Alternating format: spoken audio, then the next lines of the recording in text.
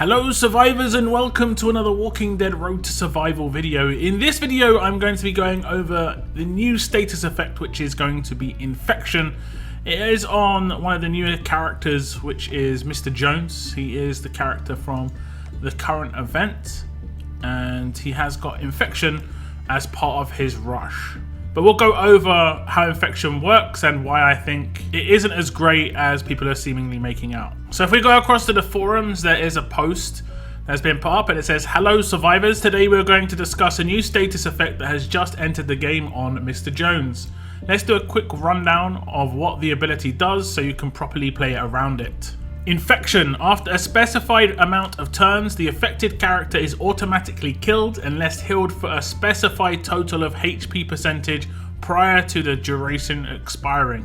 Here's an example. The above rush means that the enemy player needs to heal 200% before 3 turns is up or the enemy dies outright. There are some notes to this where it says heal over time effects do count towards the cumulative healing amount for Infection. Ignores any active buffs, debuffs when killing an affected target. This is to avoid any when taking damage or similar damage reliant effects from triggering or influencing the outcome. Can be recovered from by recover all penalties and recover from infection effects. If heal reduction is present on the infected character and a heal were to attempt to heal, example being existing heal over time before the heal reduction application, then the heal does not count towards the infection percentage since the character did not receive the heal. So 100% heal reduction is a great combination with Infection by the sounds of things. Infection damage does not grant AP from the damage, kind of like bleed and burn, kind of makes sense. Faction bosses have full immunity, 100% resistance to Infection, which again kind of makes sense. You can kill them after 3 turns, that'll be a bit too much. Walker Horde turrets are immune to Infection and walkers themselves are immune to Infection. So as we come back to Mr. Jones, I'll talk about how there are some problems with Infection, at least on Mr. Jones. Basically, when you're attacking, you want your attack team to be as fast as possible, and while Infection is really strong, you know, if you rush, let's say S-Class Pete, after 3 turns he will die unless you heal or cleanse that. The problem is it can be cleansed, like straight away. You can't normally cleanse masses of damage, and this is a mass amount of damage that it would be doing effectively, but you can cleanse it. Whereas if you compare it to someone like Krista or Priya, if you were to do that rush on turn 3 instead, that's guaranteed damage that you're going to do to that character. May not necessarily kill that character, but that's guaranteed damage. Sure, it has to take into account like defense, that sort of thing. It can be reduced, but it can't be like just not happen. Unless it's like, for instance, Priya attacking an absolute defense character could potentially absolute defend all 3 of her attacks. Now the other thing with Infection is that it has got a direct counter in itself, in that if someone does get healed for 200% in this case, they are going to recover. It's going to be 100% recovered and the Infection is not even going to take place. It is also quite slow in that Mr. Jones will rush on turn 3 and the kill will happen on turn 6. Personally, I try and win my raids within 3 to 5 turns. You're getting your first set of rushes up on turn 3, and realistically speaking, you want to be eliminating 2, maybe 3 characters, very, very important characters on that turn. And then you're either basic attacking the rest down, or you're getting some extra rushes just based on taking damage, or maybe you've got a command and you can rush a little bit faster. Infection, in Mr. Jones's case, means you're going to get that first kill on turn 6 instead of turn 3 with it, and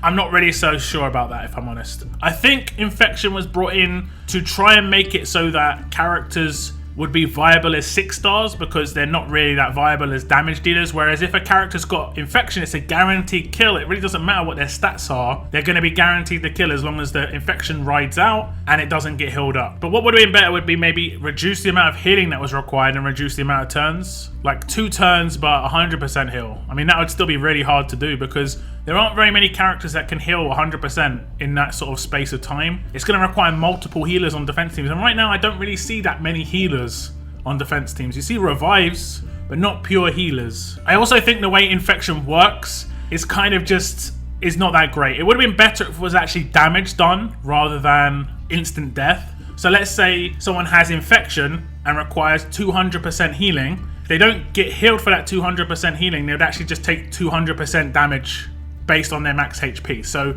let's say someone had 10,000 HP. If they don't get any healing over that 3 turns, at the end of it, they take 20,000 damage, okay? And that way, what you could do is like, say they got 180% healed, they take 20% of their HP as damage. So they'd take 2,000 damage. So it would always do something. This, basically, Infection is all or nothing. You're either gonna kill somebody or do nothing.